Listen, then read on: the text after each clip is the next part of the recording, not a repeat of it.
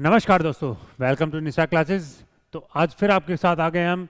पहले जैसे आप लोगों ने देखा कि हमने ज्योग्राफी स्टार्ट कर रखी थी मैंने, ठीक है। तो ज्योग्राफी में हमने मोस्टली इंडिया को लगभग जो मेजर जो टॉपिक्स थे लगभग हमने सारे कंप्लीट कर लिए हैं। एक आधे जो छोटे छोटे टॉपिक बचे हैं वो बचे हुए हैं, ठीक है। तो उसको भी साथ के साथ कंप्लीट करेंगे। बट इसके साथ साथ हमने क्या है, एक नई सीरीज चालू कर रहे हैं, कॉन्टिनेंट सीरीज, जिसमें क्या करेंगे हम जितने भी जो मेजर कॉन्टिनेंट्स हैं अपने, टोटल जैसे आपको पता ही है टोटल 7 कॉन्टिनेंट्स हैं, उसके अलावा कुछ कुछ मेन जो पॉइंट्स होंगे वो भी देखेंगे। तो हर एक कॉन्टिनेंट के बारे में क्या देखेंगे हम, बिल्कुल जो मेन पॉइंट्स हैं वो पढ़ेंगे और विद मैप्स के साथ। तो मैप्स के साथ अगर हम यहाँ पे पढ़ते हैं तो मैप से क्या होगा, आपको भी थोड़ा इजी आसानी होगी याद करने में, और आपको भी क्या क्लास को देखते देखते आपको आधी ज़्यादा चीज़ें याद हो जाएंगी। क्योंकि मैप से हम क्या करेंगे, प्रैक्टिकली अगर हम पढ़ेंगे तो ड्रॉ जब हम करते हैं कोई भी चीज़ को तो वो क्या होता है हमारे माइंड में छप जाती है। क्योंकि जैसे डाटा तो बहुत सारा है पढ़ने के लिए। जैसे हमने इंडिया को पढ़ा, इंडिया में क्या क्या हमने बहुत सारी चीज़ें पढ़ी डेप्थ में, क्योंकि इंडिया तो अपना कंट्री है इसलिए। बट सारे कॉन्टिनेंट्स को अगर सारे कंट्रीज़ को अगर हम ऐसे पढ़ने लग जाएंगे तो मेरे हिसाब से शायद ज्योग्राफी कभी खत्म ही नहीं होगी अपनी, ठीक है। तो इसलिए क्या करेंगे हम, इंडिया हमने पढ़ लिया अच्छे से, कुछ एक दो टॉपिक्स है वो और पढ़ लेंगे, ठीक है। बाकी जो है क्या हम साथ के साथ पैरेलली कॉन्टिनेंट्स को और पढ़ते चलेंगे। आज हम सबसे पहले स्टार्ट करेंगे नॉर्थ अमेरिका कॉन्टिनेंट के बारे में, ठीक है। तो उससे पहले अगर हम देखेंगे तो अपने क्या होते हैं, टोटल 7 कॉन्टिनेंट्स होते हैं। अगर हम इन 7 कॉन्टिनेंट्स के बारे में अगर हम देखेंगे तो 7 कॉन्टिनेंट्स में एरिया वाइज अगर हम देखेंगे तो सबसे बड़ा कॉन्टिनेंट कौन सा है, तो बताओ फटाफट सबसे बड़ा कॉन्टिनेंट कौन सा है। सबसे बड़ा जो कॉन्टिनेंट है वो अपना कौन सा है, बताइए। सबसे बड़ा कॉन्टिनेंट अपना कौन सा है, एशिया, ठीक है। एशिया अपना क्या आता है, नंबर 1 पे आता है। दूसरे नंबर पे कौन सा आता है, दूसरे नंबर पे एरिया वाइज अगर देखेंगे, ठीक है, तो दूसरे नंबर पे आता है अपना अफ्रीका आता है। तीसरे नंबर पे आता है अपना नॉर्थ अमेरिका, ठीक है। तो ये जो नॉर्थ अमेरिका है इसके बारे में आज हम पढ़ने वाले हैं, ठीक है। तो नॉर्थ अमेरिका को पूरा कंप्लीट डिटेल आज इसका पोस्टमार्टम बिल्कुल कर दिया जाएगा, ठीक है। इसका फिजिकल फीचर्स क्या है, पॉलिटिकल से एक दो सिटीज़ क्या क्या है, मेजर जो इनके जो ओशंस है, साथ में सी हैं या कुछ गल्फ हैं, कुछ माउंटेन्स हैं, तो वो एक आधी चीज़ें रिवर्स है, वो सारी हम देखेंगे इसके बारे में। इसके बाद तीसरा चौथा जो आता है वो होता है अपना साउथ अमेरिका होता है। 5वां नंबर पे आता है अपना एंटार्क्टिका आता है। छठे नंबर पे क्या आता है, छठे नंबर पे आता है अपना यूरोप आता है, ठीक है। तो छठे नंबर पे जो कॉन्टिनेंट आता है वो कौन सा आता है अपना, छठे नंबर पे कौन सा कॉन्टिनेंट आता है अपना, यूरोप आता है। और 7वें नंबर पे आता है अपना ऑस्ट्रेलिया वाला, ठीक है। तो ये 7 कॉन्टिनेंट थे जो एरिया वाइज हमने देखे, फर्स्ट से लेके 7 तक, ठीक है। तो अब एक एक करके हम देखते हैं नॉर्थ अमेरिका के बारे में। तो नॉर्थ अमेरिका को जब हम पढ़ेंगे तो एक एक चीज़ हम देखेंगे। तो सबसे पहले आता है क्वेश्चन कि भाई नॉर्थ अमेरिका जो है कौन सा कॉन्टिनेंट है, थर्ड लार्जेस्ट कॉन्टिनेंट, हमने देख ही लिया। तो पहला क्वेश्चन क्या बनता है, तो कौन सा लार्जेस्ट कॉन्टिनेंट है नॉर्थ अमेरिका, नॉर्थ अमेरिका है अपना थर्ड लार्जेस्ट कॉन्टिनेंट है, ठीक है। तो आप देखोगे डायग्राम में तो यहाँ से लेके ये पूरा जो है ये पूरा नॉर्थ अमेरिका में आता है, ठीक है। तो ग्रीनलैंड जो है, देखो ग्रीनलैंड एरिया मतलब जो सरफेस अगर देखोगे ग्रीनलैंड आइलैंड आता नॉर्थ अमेरिका में है, बट इसके ऊपर जो है रूल है या फिर इसको मतलब ओवरटेक किसने कर रखा है, इसने कर रखा है अपना डेनमार्क ने। तो डेनमार्क इस पे राज करता है या फिर इस पे रूल करता है या फिर इसको गवर्न करता है, ठीक है। तो डेनमार्क के अंडर में आता है ग्रीनलैंड। तो ग्रीनलैंड की खासियत क्या है, ग्रीनलैंड वर्ल्ड का सबसे बड़ा आइलैंड है, ठीक है। तो ग्रीनलैंड कभी पूछा जाए कि भी वर्ल्ड का सबसे बड़ा आइलैंड कौन सा है, तो वो कौन सा है अपना ग्रीनलैंड आइलैंड है। तो वो किसके अंडर में आता है, वो आता है अपना डेनमार्क के अंडर में। बाकी इसके अलावा जितना भी ये सारा है ये सारा अपना किसके अंडर में आता है, ये आता है अपना नॉर्थ अमेरिका में, ठीक है। तो नॉर्थ अमेरिका 3 सिटीज़ को कवर करता है। कौन कौन सी 3 सिटीज़ है इसमें, एक तो कनाडा, दूसरा अपना USA United states of America जिसको मैं अमेरिका भी बोल देते हैं नॉर्मल भाषा में, ठीक है। और तीसरा आता है अपना मैक्सिको, ठीक है। तो ऊपर वाला जो पार्ट है ये आता है अपना कनाडा में, बीच वाला जो पार्ट है ये आता है अपना यूएसए में, और नीचे आ जाता है अपना मैक्सिको। मैक्सिको के नीचे आता है कुछ सिटीज़ होती हैं, 7 मेजर कंट्रीज़ हैं जिनको क्या है सेंट्रल अमेरिका के नाम से भी जाना जाता है, ठीक है। तो वो हम बाद में पढ़ेंगे, पहले हम क्या पढ़ रहे हैं, कनाडा, अमेरिका और मैक्सिको के बारे में पढ़ेंगे, ठीक है। तो ये देखा हमने। तो अमेरिका जो है किसने डिस्कवर किया, अमेरिका डिस्कवर किया था कोलंबस ने 1492 में, ठीक है। तो ये यहाँ से आए थे, अपने यूरोप से चलते हुए स्पेन से निकले थे और यहाँ से आते हुए अमेरिका में 1492 में पहुँच गए थे। लगभग 12 अक्टूबर को वहाँ पे पहुँचे थे और अगस्त में वहाँ से निकले थे, ठीक है। तो ये क्या, उस टाइम पे देखो, उस टाइम पे इतनी मशीनें या शिप्स तो होती नहीं थी पावरफुल, तो ये क्या होते थे जनरली, जो ट्रेड विंड्स होती थी या फिर विंड्स के थ्रू क्या होते थे, ओशंस में बोट को विंड्स के पैरेलली मतलब उसको बहाते थे, मतलब उसको चलाते थे शिप्स को, ठीक है, जहाज़ों को। तो इसलिए क्या होते हैं, उस बहाव के विंड्स के थ्रू थ्रू यहाँ पे ये पहुँच गया 1492 के करीब। तो इसलिए देखा जाए तो कोलंबस ने क्या किया, अमेरिका को डिस्कवर किया। क्वेश्चन पूछा जाए अमेरिका को किसने डिस्कवर किया, कोलंबस ने किया। कब किया, 1492 में किया। इसका जो नाम है अमेरिका, ये किसके नाम पे पड़ा, अमेरिको वेस्पुसी के नाम पे पड़ा। कभी पूछा भी जाए तो बता देना अमेरिको वेस्पुसी के नाम पे इसका नाम पड़ा था, ठीक है। तो अब देखते हैं और आगे क्या, और डिटेल में चलते हैं अंदर। ये आप देख लो, ये फिजिकल मैप है, एक एक करके देखेंगे सारी चीज़ें।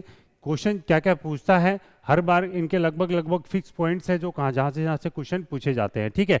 तो सबसे पहला अगर हम देखेंगे, सबसे पहला आता है ऊपर, हम पहले क्या है, अमेरिका है, अमेरिका के बाहर बाहर का देखते हैं चीज़ें क्या क्या है। अमेरिका के अंदर घुसने की बाद में कोशिश करेंगे, पहले इसके बाहर देखते हैं क्या क्या ओशंस हैं, क्या क्या स्टेट्स हैं, क्या गल्फ हैं, क्या सी हैं, समुद्र सागर जितने भी हैं, ठीक है, बे गल्फ, ये सब बाहर की चीज़ें देखते हैं सबसे पहले। अमेरिका अगर हम देखेंगे, पिछले डायग्राम में अगर हम देखें, ठीक है, तो ये क्या है अपना नॉर्थ अमेरिका। तो नॉर्थ अमेरिका अगर हम देखेंगे, ईस्ट में कौन सा है अपना अटलांटिक ओशन है, ठीक है, और वेस्ट में कौन सा है अपना पैसिफिक ओशन है। तो कभी पूछा जाए नॉर्थ अमेरिका के ईस्ट में क्या है अपना अटलांटिक ओशन हो गया, और वेस्ट में कौन सा हो गया अपना पैसिफिक ओशन हो गया। अगर पूछा जाए ऊपर की साइड कौन सा अपना आर्कटिक ओशन हो गया, ठीक है, और नीचे की साइड पूछा जाए तो ये जनरली पैसिफिक ओशन ही आता है इसके नीचे, ठीक है।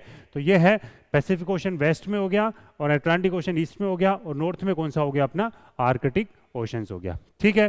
तो ये पहला क्वेश्चन हो गया। ये 3 सागर थे जहां से इसको क्या घेरा हुआ है, ठीक है। अब इसके और अगर डिटेल में चलेंगे हम, और अगर इसको डिटेल में देखें हम,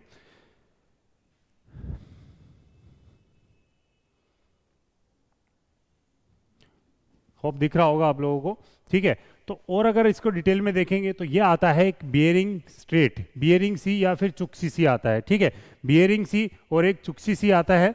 इन पहले तो आपको ये पता होना चाहिए स्ट्रेट और इस्थमस, इन दोनों में डिफरेंस क्या होता है। स्ट्रेट क्या होता है, किसी भी 2 वाटर बॉडीज को कनेक्ट करने वाली चीज़ जो होती है, या फिर वाटर छोटी सी कैनाल टाइप होती है, या फिर छोटी वाटर बॉडी होती है जो क्या करती है 2 बड़े वाटर बॉडीज को कनेक्ट करती है, उसको बोलते हैं स्ट्रेट।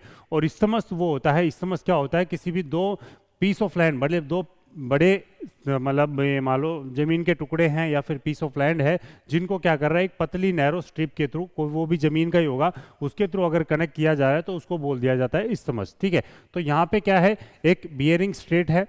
क्वेश्चन कई बार पूछा जाता है कि बियरिंग स्ट्रेट किस किस को कनेक्ट करता है, चुक्सी सी या फिर बियरिंग सी को कनेक्ट करता है, या फिर अगर ओशन पूछा जाए तो पैसिफिक ओशन हो गया और ऊपर आ गया अपना आर्कटिक ओशन हो गया, ठीक है। तो बियरिंग स्ट्रेट जो है वो किस किस को कनेक्ट करता है, बियरिंग स्ट्रेट कनेक्ट करता है पैसिफिक ओशन आर्कटिक ओशन को, या फिर दूसरा अगर पूछा जाए तो क्या हो जाएगा चुक्सी सी और बियरिंग सी।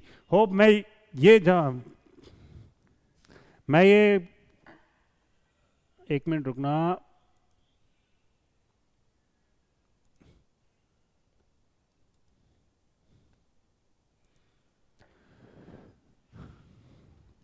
मैं ये चाहूंगा कि जब आप वीडियो देख रहे होंगे, ठीक है, तो आप क्या एटलस खोल के बैठे साथ में, क्योंकि जैसे जैसे आप एटलस में पढ़ते जाएंगे, एटलस में मार्क करेंगे, तो आपको चीज़ें और जल्दी जल्दी क्या होती याद होती चलेंगी, ठीक है। तो सबसे पहले हमने क्या देखा, बियरिंग स्ट्रेट देखा, किसको उसको कनेक्ट करा है, बियरिंग सी, चुक्सी सी को, या फिर आर्कटिक ओशन और पैसिफिक ओशन को देखा, ठीक है।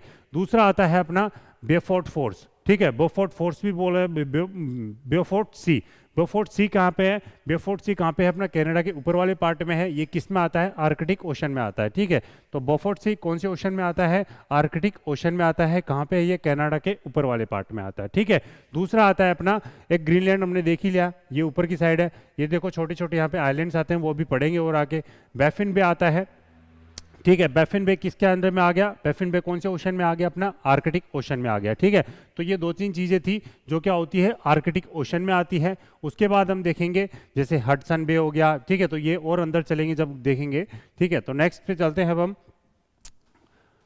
देखो ये था अपना बियरिंग स्ट्रेट, ठीक है। बियरिंग स्ट्रेट किसको कनेक्ट करता है, बियरिंग सी और अपने ऊपर के चुक्सी सी को कनेक्ट कर रहा था, ठीक है। नेक्स्ट आता है अपना बोफोर्ट सी कहाँ पे था अपना, आर्कटिक ओशन में था, ठीक है। उसके बाद नेक्स्ट आता है अपना कौन सा आता है, बैफिन बे आता है, ठीक है। ये क्या होता है, बैफिन बे, बैफिन आइलैंड है यहाँ पे, ये बैफिन आइलैंड है, इसके ऊपर क्या है अपना बैफिन बे है। कई बार पूछा जाता है कि बैफिन आइलैंड कहाँ पे है, ये कनाडा के ऊपर है, कौन से ओशन में आता है, आर्कटिक ओशन में आता है, ठीक है।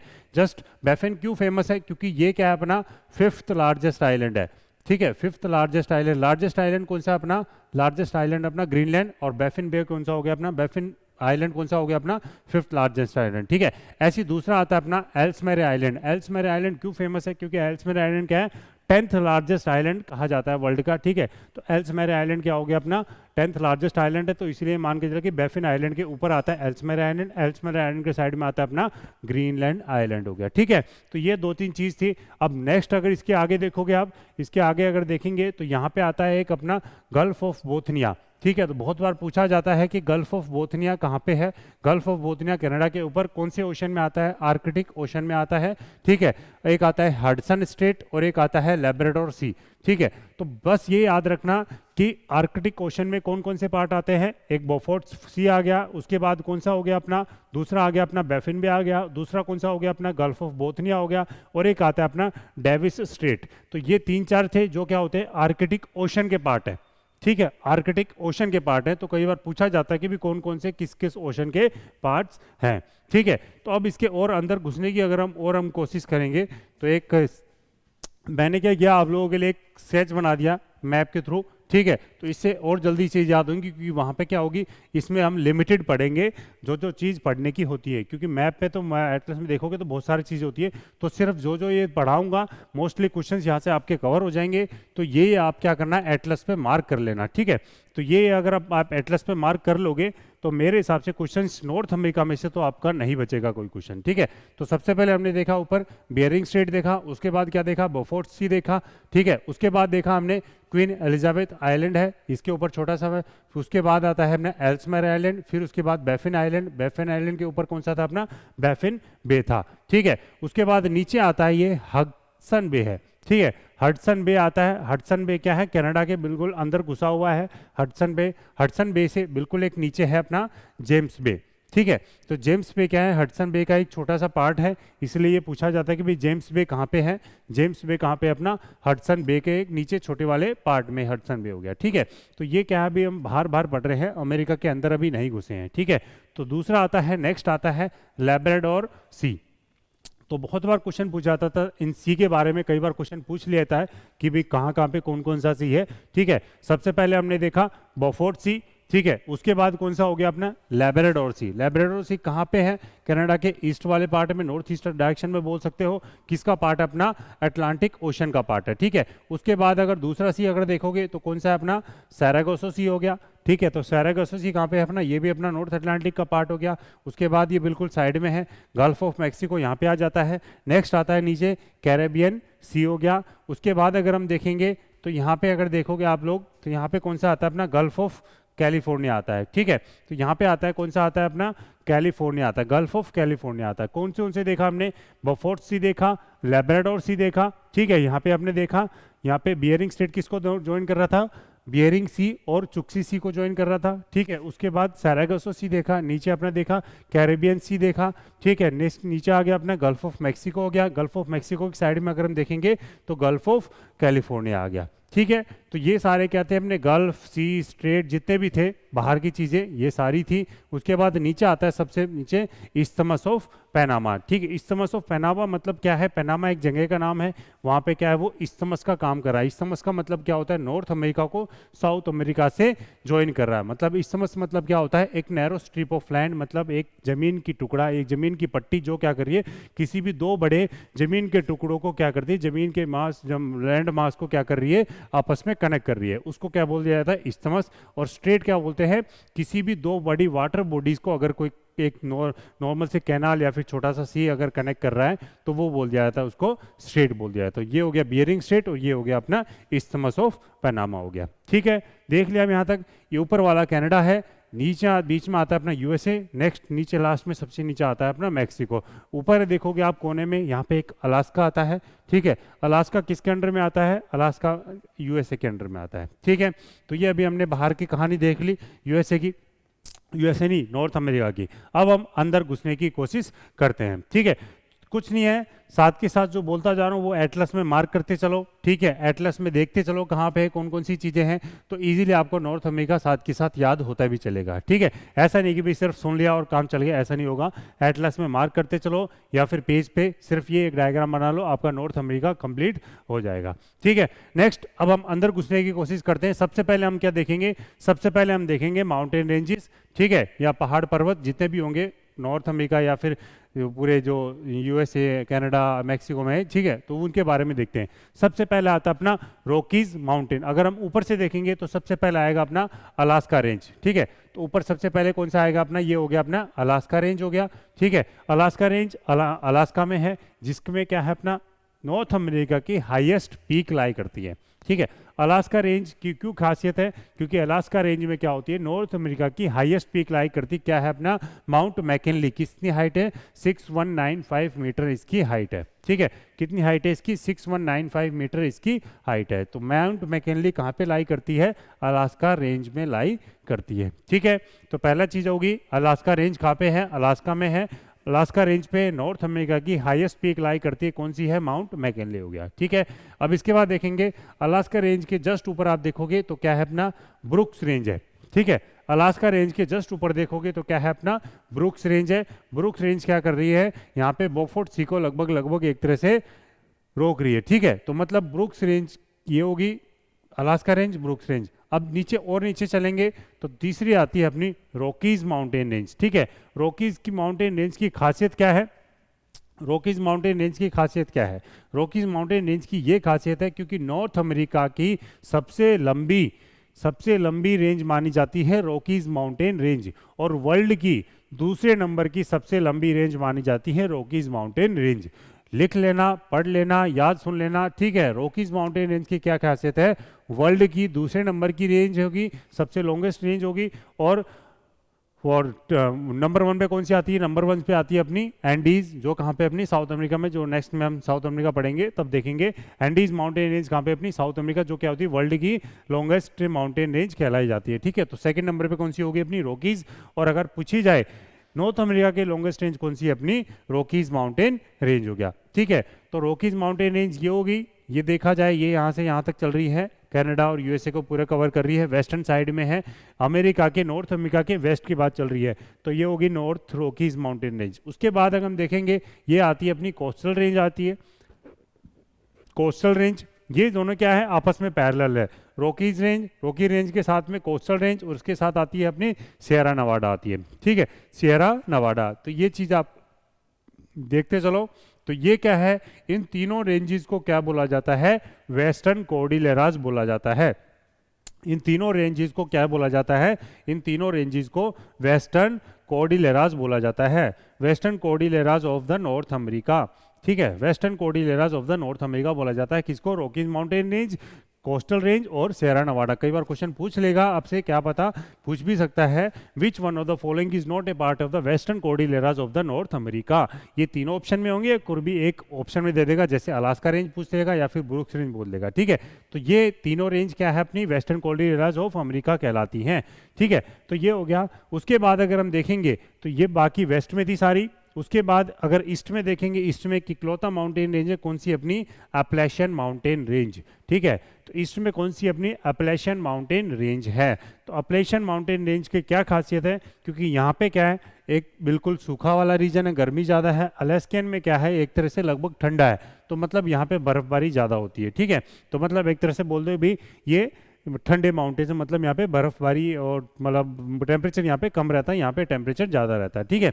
तो यहाँ पे क्या है? एपलेशियन माउंटेन कहाँ पे हो गया? अपना ईस्ट में हो गए, और वेस्ट में हो गए अपने रॉकीज माउंटेन, कोस्टल रेंज और अपने सियरा नवाडा, और ऊपर हो गए अपने अलास्का और ब्रुक्स रेंज हो गया, ठीक है। आगे समझ में जितने माउंटेन रेंजेस थे, और हाईएस्ट पीक कहाँ पे थी? अपनी अलास्का में थी। क्या नाम था उसका? माउंट मैकिनले था, ठीक है। आगे समझ में। अब नेक्स्ट चलते हैं, माउंटेन रेंजेस देख ली। अब दूसरा कंडीशन हम क्या देखते हैं इसके बारे में, और देखते हैं कि हम रिवर देखते हैं। रिवर से पहले एक चीज और है, हम लेक्स के बारे में देखते हैं, ठीक है। रिवर से पहले हम देखते हैं लेक्स के बारे में। लेक्स के बारे में बहुत सारे क्वेश्चंस आते हैं। ग्रेट लेक्स के नाम से जाना जाता है। अमेरिका में 5 मेजर लेक्स हैं जिनको क्या है, ग्रेट लेक्स के नाम से जाना जाता है, या फिर इनको क्या है, फिंगर लेक्स भी जाना जाता है, ठीक है। फिंगर लेक्स भी बोला जाता है। फिंगर लेक कई बार पूछा गया है, फिंगर लेक कहाँ पे है, यूएसए में है या फिर अमेरिका, नॉर्थ अमेरिका में बोला जाता है, ठीक है। फिंगर मतलब क्यों जो बोला जाता है, क्योंकि ये 5 लेक हैं, ये क्या करती हैं, 5 क्या है, फिंगर की तरह पॉइंट करती हैं, ठीक है। मतलब क्या, फिंगर का एक शेप बनाती हैं, तो इसलिए क्या है, इन 5 लेक्स को क्या बोला जाता है, फिंगर लेक्स बोला जाता है। तो 5 का अगर क्वेश्चन बनता है तो पहला क्वेश्चन ये बनता है कि भी ग्रेट लेक्स कहाँ पे है, ठीक है। दूसरा क्वेश्चन क्या बनता है, फिंगर लेक्स कहाँ पे है। तीसरा क्वेश्चन क्या बनता है, ये 5 लेक्स हैं, इन 5 के नाम क्या क्या हैं। चौथा क्वेश्चन क्या बन सकता है, ईस्ट से वेस्ट की तरफ इनको अरेंज करो या फिर वेस्ट से ईस्ट की तरफ इनको अरेंज करो, ठीक है। और फिर छठा क्वेश्चन क्या बन सकता है, इसमें सबसे बड़ा लेक कौन सा है, फिर कौन कौन सा लेक किस चीज के लिए फेमस है। तो 7-8 क्वेश्चन इन लेक में से बन सकते हैं और कई बार क्वेश्चन पूछे गए हैं, ठीक है। तो ग्रेट लेक्स में सबसे पहला लेक आता है लेक सुपीरियर। तो लेक सुपीरियर क्या है, सबसे पहला लेक है। लेक सुपीरियर क्यों फेमस है, it is known as the largest fresh water lake of the world. और यहाँ पे क्या है, जनरली आयरन ओन्स के लिए भी फेमस है, आयरन ओर के लिए भी फेमस है लेक सुपीरियर, ठीक है। नेक्स्ट आता है अपना लेक मिशिगन।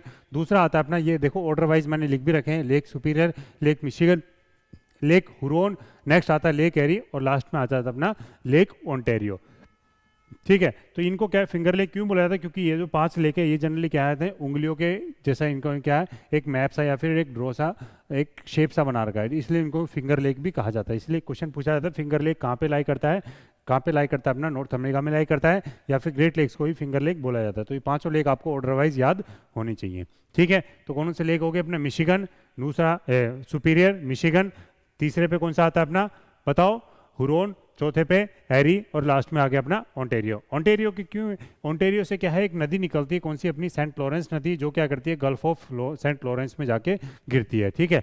जनरली वो कहाँ पे, अपना न्यू फाउंडलैंड के बिल्कुल नीचे है, और उस गल्फ में नदी गिरने के बाद वो जो गल्फ है वहाँ पे क्या है, ग्रैंड बैंक नाम की जगह है, वो क्या करती है, ऊपर से जब कोल्ड करंट आती है, नीचे से जो वार्म करंट है, इन दोनों का जब करंट का जो मिक्सअप होता है, वहाँ पे क्या होता है, एक तरह से नॉर्मल पानी, मतलब ऐसा सूटेबल पानी होता है जो क्या करता है, फिशिंग के लिए बहुत फेमस होता है। मतलब एक फिशिंग जोन वहाँ पे क्रिएट हो जाता है, फिशेज के लिए बहुत सूटेबल एनवायरमेंट बन जाता है वहाँ पे। तो इसलिए क्या होता है, ग्रैंड बैंक किसके लिए फेमस है, अपना फिशिंग जोन्स के लिए, ठीक है। तो क्वेश्चन ये पूछा जाता है, ग्रैंड बैंक क्यों फेमस है, फिशिंग जोन्स के लिए, मतलब फिशिंग एक प्ले, मतलब फिशिंग के लिए फेमस है ग्रैंड बैंक, ठीक है। और कौन सी मेजर जो मछलियाँ पाई जाती है वहाँ पे, कौन सी मछली पाई जाती है, अपनी सैल्मन और टूना नाम की मछली जो होती है वो बहुत ज़्यादा पाई जाती है वहाँ पे, ठीक है। तो ये देख लिया हमने, ग्रेट लेक्स के बारे में देख लिया, ठीक है। अब नेक्स्ट इस पे क्या है, एक नायग्रा फॉल भी है। नायग्रा फॉल कहाँ पे लाई करता है, एरी एंड ओंटारियो के इंटरसेक्शन पे लाई करता है, ठीक है। नायग्रा फॉल भी कई बार क्वेश्चन पूछ रखा है। नेक्स्ट आता है, अब देखते हैं हम रिवर्स के बारे में, ठीक है। तो ये देख लिया हमने, माउंटेन्स देख लिया, ग्रेट लेक्स के बारे में देख लिया। अब देखते हैं हम रिवर्स के बारे में। सबसे पहली रिवर आती है अपनी मिसिसिपी रिवर, ठीक है। मिसिसिपी क्या है, जनरली क्या बोली जाती है, यूएसए की या फिर अमेरिका की सबसे लंबी नदी मानी जाती है मिसिसिपी। ये तो सिंगल नदी है, इसे क्या बहुत सारी नदियां इससे आके, ट्रिब्यूटरीज इससे आके मिलती हैं, ठीक है। तो ये क्या होगी, मिसिसिपी नदी होगी। दूसरी जो नदी है, ठीक है चल रही है, मिसिसिपी नदी होगी। दूसरी नदी क्या हो जाएगी अपनी, हडसन नदी हो जाती है, ठीक है। हडसन नदी क्यों फेमस है, क्योंकि हडसन नदी कहाँ से निकल रही है, हडसन नदी निकल रही है, ये देख रहे आप लोग, एरी लेक है। एरी लेक से क्या है, कैनाल के थ्रू ये नदी स्टार्ट होती है, और वो नदी क्या करती है, न्यूयॉर्क से फ्लो करती हुई। क्वेश्चन ये पूछा जाता है कि न्यूयॉर्क पे कौन सी नदी, मतलब न्यूयॉर्क सिटी कौन सी रिवर पे लाई करता है, तो कौन सी रिवर पे लाई करता है, हडसन रिवर पे लाई करता है, ठीक है। और कहाँ कहाँ पे फ्लो करती है, ये जनरली अपने क्या है, अपलेशियन माउंटेन्स के ईस्ट में फ्लो करती है, ठीक है। तो अपलेशियन माउंटेन के ईस्ट में फ्लो करने वाली नदी कौन सी है, अपनी हडसन नदी हो जाती है, ठीक है। तो 2 नदी देखनी है हमने, मिसिसिपी नदी, और दूसरी कौन सी होगी, अपनी हडसन रिवर होगी। तीसरी नदी जो हम देखेंगे वो कौन सी हो जाएगी, हमने देख ली, हमने सेंट लॉरेंस हमने पहले भी देख ली। चौथी नदी हम कौन सी देखेंगे, कोलोराडो रिवर, ठीक है। तो कोलोराडो रिवर क्यों फेमस है, कोलोराडो रिवर क्या करती है, कहाँ से फ्लो करती है, कोलोराडो रिवर यहाँ पे क्या है, अपना एक कोलोराडो नाम का प्लेट्यू है, ठीक है। कोलोराडो प्लेट्यू, ऊपर अपना कोलंबिया प्लेट्यू हो गया, ठीक है। तो यहाँ पे क्या है, कोलोराडो प्लेट्यू के वहाँ से कोलोराडो नदी निकलती है। इस नदी ये कहाँ से फ्लो करती है, ये जनरली क्या करती है, यहाँ पे यहाँ से फ्लो करती हुई अपना, ये क्या है, अपना ग्रैंड कैन्योन, ठीक है। तो दुनिया का सबसे बड़े कैन्यन या फिर सबसे शानदार ब्यूटीफुल कैन्यन्स कहाँ पे बने हैं? अपने कोलोराडो रिवर के ऊपर बने हैं, ठीक है। और कहाँ पे ये अपना साउथ वेस्ट डायरेक्शन में है, और यहीं पे अपनी कौन सी लाई करती है? डेथ वैली लाई करती है, ठीक है। तो कोलोराडो रिवर यहाँ से फ्लो करती हुई गल्फ ऑफ कैलिफोर्निया मतलब कैलिफोर्निया की खाड़ी में जाके गिर जाती है, ठीक है। चौथी नदी हम देखेंगे तो कौन सी देखेंगे? पांचवी नदी रियो ग्रांड रिवर। रियो ग्रांड रिवर क्यों फेमस है? रियो ग्रांड रिवर इसलिए फेमस है, ये क्या करती है? बाउंड्री बनाती है किस किस के बीच में? यूएसए और अमेरिका के बीच में क्या करती है? रियो ग्रांड रिवर बाउंड्री बनाती है, ठीक है। तो 5 नदी होगी। और छठी नदी जो हम देखेंगे वो क्या है? अपनी एक ऊपर से आती है रिवर मिशिगन, ठीक है। रिवर मैकेंजी, ठीक है। तो मैकेंजी रिवर होती है, मैकेंजी रिवर कहाँ से ओरिजिनेट होती है? मैकेंजी रिवर ओरिजिनेट होती है रॉकीज माउंटेन्स के ऊपर से, और कहाँ पे फ्लो करती है? नॉर्थ की तरफ फ्लो करती हुई अपनी बोफोर्ट सी में या फिर आर्कटिक ओशन में जाके गिर जाती है। तो जनरल ये 6 क्वेश्चन या 6 रिवर्स के बारे में क्वेश्चन पूछेगा आप लोगों से, इसके अलावा क्वेश्चन नहीं पूछेगा मेरे हिसाब से। ये मोस्टली क्या है, क्योंकि देखो प्रीवियस ईयर के जब क्वेश्चन देखोगे आप, एक पैटर्न होता है, कुछ कुछ मेन चीज़ें होती हैं जो वहाँ से क्वेश्चंस उठाते हैं। तो ये रिवर्स हो गई, ये लेक्स हो गया, और ये माउंटेन्स हो गए, ठीक है। तो ये चीज़ें हो गई। इसके बाद अगर हम देखेंगे कुछ और देखते हैं हम, क्या बचा और इसमें? रिवर्स हो गया, हाँ। अब नेक्स्ट पॉइंट हम देखेंगे, डेथ वैली हमने देख ही लिया, ठीक है। ये ग्रैंड कैन्यन देख लिया हमने। एक नाम आता है प्रेरीज, सुना भी होगा आप लोगों ने। प्रेरीज क्या होता है? प्रेरीज क्या होता है? एक नाम दे रखा है, किसको नाम दे रखा है? ग्रासलैंड को नाम दे रखा है। ग्रासलैंड मतलब क्या हो गया भाई? इधर क्या हो गए? माउंटेन्स हो गए, इधर क्या हो गए? माउंटेन्स हो गए। अब बीच में जो बचा एरिया, बीच में जो एरिया बचा अमेरिका में, वो क्या बचेगा? एक तरह से सेंट्रल हाईलैंड, मतलब क्या हो गया? एक प्लेन एरिया हो गया। अब वहाँ पे क्या हो गया? लगभग प्लेन एरिया है, तो मतलब क्या है? पानी वानी भी ठीक है। तो पानी अगर ठीक है, सारी चीज़ ठीक है, तो क्या होगा? खेती होगी। अब खेती होगी तो क्या होगा? अच्छी खेती होगी, अगर ठीक ठाक सॉइल भी होगी, सारी चीज़ फैसिलिटीज़ होंगी, तो क्या होगा? वर्ल्ड का सबसे बड़ा, ये मान लो कि वर्ल्ड का ब्रेड बास्केट अगर किसको बोला जाता है, तो वो क्या बोला जाता है? प्रेरीज को बोला जाता है। क्यों बोला जाता है? क्योंकि वर्ल्ड का सबसे ज़्यादा एग्रीकल्चर प्रोडक्शन यहीं पे होता है, इसीलिए यूएसए क्या है? एग्रीकल्चर प्रोडक्शन में क्या? टॉप पे आता है, और एक्सपोर्टर में भी आता है। एक्सपोर्ट भी उतना ही माल करता है, खास करके वीट हो गया, मेज हो गया, ये बहुत ज़्यादा उगाता है अमेरिका, ठीक है। तो उस जो ग्रासलैंड है, ठीक है, उस ग्रासलैंड को एक नाम दे दिया गया है प्रेरीज। हर कॉन्टिनेंट में, हर कंट्री ने अलग अलग नाम दे रखे हैं। जैसे यहाँ पे नॉर्थ अमेरिका में क्या हो गया? प्रेरीज बोल दिया गया उसको यूएसए में। साउथ अमेरिका जब हम पढ़ेंगे, साउथ अमेरिका में किस नाम से जाना जाएगा? लियानोज हो गया, पैम्पास हो गया, कैंपास हो गया, ग्रैंड चैको हो गया, ठीक है। तो ये अलग अलग नाम से वहाँ पे जाना जाएगा, ठीक है।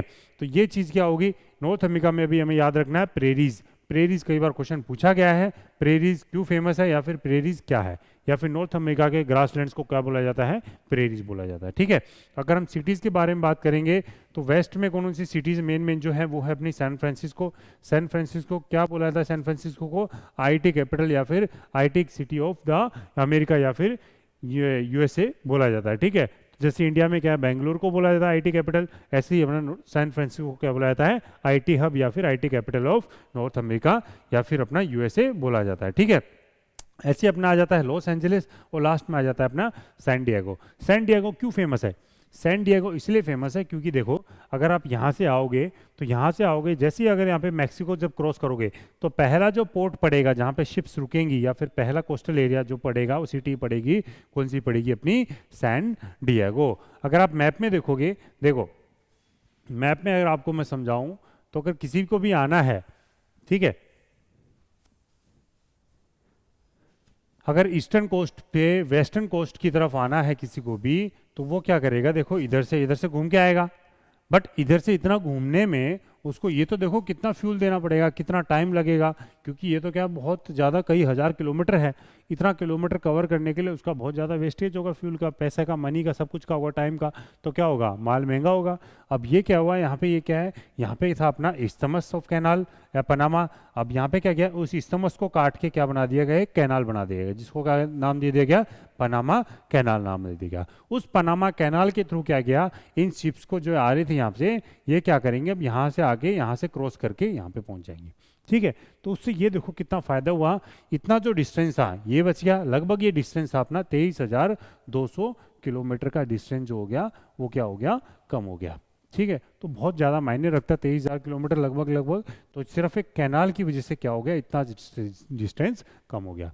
इसलिए क्या है, पनामा कैनाल या फिर इस्थमस ऑफ कैनाल बहुत बार क्वेश्चन पूछा जाता है, क्योंकि ये क्या है, बहुत इंपॉर्टेंट प्लेस है। ऐसे अपना बियरिंग स्ट्रेट हो गया, वो क्या करता है, दो ओशंस को कनेक्ट करता है, ठीक है। इसलिए जो इस्थमस जो स्टेट्स हैं हर कॉन्टिनेंट के पढ़ेंगे हम, वो कई बार क्वेश्चंस में पूछे जाते हैं, ठीक है। तो ये हो गया।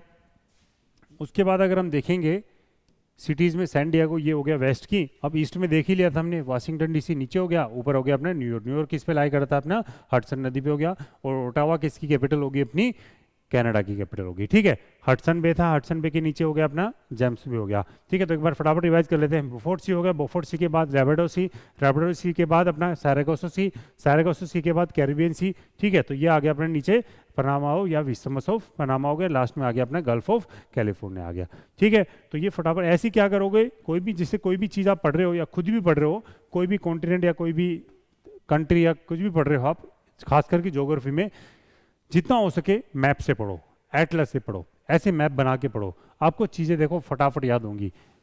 गारंटी है अगर आप मैप बना के पढ़ोगे तो कभी नहीं भूलोगे, और वैसे सिर्फ देख के पढ़ लोगे तो ज्योग्राफी भूल जाओगे, क्योंकि क्या है, ज्योग्राफी में बहुत ज़्यादा डाटा होता है, फैक्ट होता है, आप याद नहीं रख पाओगे। अगर आप डायग्राम बना के पढ़ोगे, ऐसे फ्लो चार्ट या फिर मैपिंग के थ्रू पढ़ोगे, तो बहुत चीज़ें आसानी से याद होंगी। माउंट मैकिनले क्या थी अपने यूएसए की या फिर नॉर्थ अमेरिका की हाईएस्ट पीक्स थी, कहाँ पे थी, अलास्का रेंज में लाई करती थी, 6195 मीटर इसकी हाइट थी, ठीक है। तो ये चीज़ें थी। इसके बाद हम देख लेते हैं, एक क्या था अपना नायग्रा वाटरफॉल, हमने देखा था नायग्रा वाटरफॉल कहाँ पे लाई करता है अपना, लेक एरियन, लेक ओंटारियो के वहाँ पे लाई करता है। बहुत बार क्वेश्चन पूछा जाता है, ठीक है, क्योंकि ये बहुत बड़ा वाटरफॉल है। नायग्रा वाटरफॉल कहाँ पे लाई करता है अपना, यूएसए या फिर नॉर्थ अमेरिका में लाई करता है, ठीक है। तो ये देखो आप वाटरफॉल, क्योंकि बहुत लंबाई फैला है, ये काफ़ी अच्छा टूरिस्ट डेस्टिनेशन माना जाता है। ये क्या होता है, ठंडियों में क्या होता है, इतनी ज़्यादा ठंडी हो जाती है कि ये जो पानी जब नीचे गिर रहा है तो ये क्या हो जाता है, ये जम जाता है, क्योंकि ये पूरी नदी और ये पानी ये सारा पूरा जम जाता है, इतनी ज़्यादा ठंडी वहाँ पे पड़ जाती है, ठीक है। नेक्स्ट पॉइंट आता है अपना डेथ वैली। डेथ वैली क्यों फेमस है, क्योंकि डेथ वैली, डेथ नाम ही इसलिए पड़ दिया क्योंकि यहाँ पे इस वैली में जो जाता है, खास करके बिना व्हीकल्स के या कोई जाता है, तो वो क्या होता है, मर के ही निकलता है। क्यों, क्योंकि क्या होता है, इतनी बड़ी है ये डेथ वैली कि वहाँ पे ना तो आपको पानी मिलेगा, ना कोई फैसिलिटी है, ना कोई अकोमोडेशन, ना कोई होटल, ये कुछ नहीं मिलेगा आपको, ठीक है। तो लंबा लंबा क्या चलते ही जाना। अब जब कुछ चलेगा, कुछ मिलेगा ही नहीं आप लोगों को खाने पीने के लिए, तो क्या करेगा वो इंसान, प्यास के मारे मर जाता है। या फिर बर्ड्स हैं, ये सब क्या होती है वहाँ पे सर्वाइव नहीं कर पाते, एनिमल्स, पेड़ पौधे कुछ नहीं है वहाँ पे। इसलिए क्या है, यूएसए की हॉटेस्ट प्लेस मानी जाती है, क्या है अपने डेथ वैली हो गया, ठीक है। नेक्स्ट पॉइंट आता है अपना येलो स्टोन नेशनल पार्क। कई बार एग्जाम से पूछा गया है कि येलो स्टोन नेशनल पार्क कहाँ पे लाई करता है, क्यों फेमस है। येलो स्टोन नेशनल पार्क कहाँ पे लाई करता है अपना, यूएसए में लाई करता है। वर्ल्ड का सबसे पहला नेशनल पार्क माना जाता है और यूएसए का भी सबसे पहला नेशनल पार्क इसको माना जाता है, ठीक है। क्यों फेमस है ये जनरली क्या है, अपने जियोथर्मल फीचर्स के लिए फेमस है, ठीक है। जियोथर्मल फीचर्स मतलब क्या है, जियोथर्मल फीचर्स मतलब क्या है, जमीन के अंदर से जो जियोथर्मल एनर्जी है, ठीक है, उसके कारण क्या होता है, गर्मी निकलती है। गर्मी किसके कारण निकलती है, किसके थ्रू निकलती है, वो जनरली क्या करती है, पानी के थ्रू निकलती है। पानी क्या होता है, गर्म पानी बाहर निकलता है, या फिर कुछ कहीं कहीं पे गैस भी निकल जाती है, ठीक है।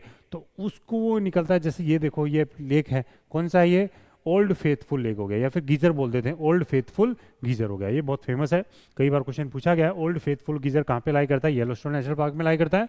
येलोस्टोन नेशनल पार्क कहाँ पे लाई करता है, अपना यूएसए में लाई करता है, ठीक है।